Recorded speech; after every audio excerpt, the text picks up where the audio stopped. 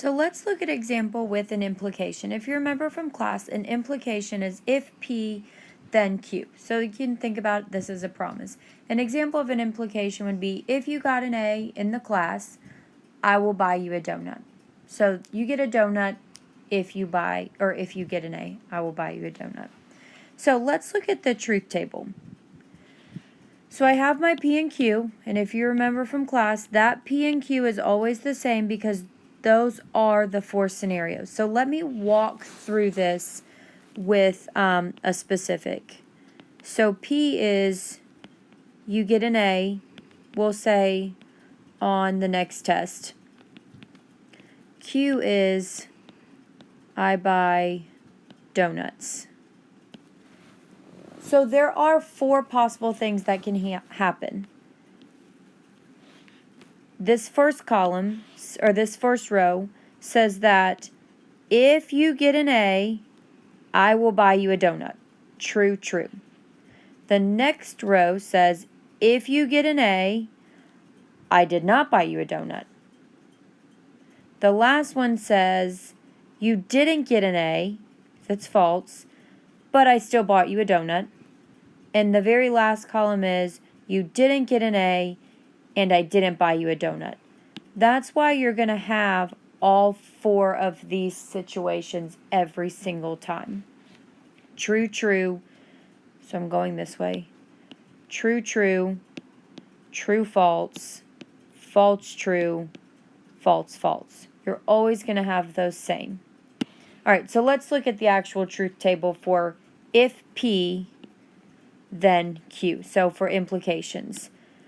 So if you got an A, then I bought you a donut. Well, that's true. I upheld my end of the deal. You upheld your end of the deal. If you get an A and I did not buy you a donut, well, now I've broken my promise. I said that if you got an A, I would buy you a donut. You did your part, true, by getting an A. However, I didn't do my part, false, I didn't buy you a donut. So if P then Q for true then false is going to yield a false. Okay, let's look at the next one. False then true. So what this says is you didn't get an A, but I still bought you a donut. So you didn't uphold your end of the deal, meaning I was no longer obligated to buy you a donut because you didn't do your part.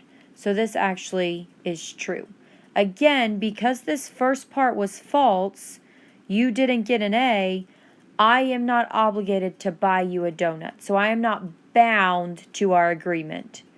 The next one, you get an A and I didn't buy you a donut. Well, nobody would be angry because I said I would only buy you a donut if you got an A. So that one is true. Again, because this first thing was false, you didn't get an A on the test. So I am not obligated to buy you a donut. I am not committed to buy you a donut. I didn't make a promise to buy you a donut. Something that you need to be very sure you know is this right here. For implications, it is only false, right here, it's only false when the truth table is if true, then false. All other scenarios are true.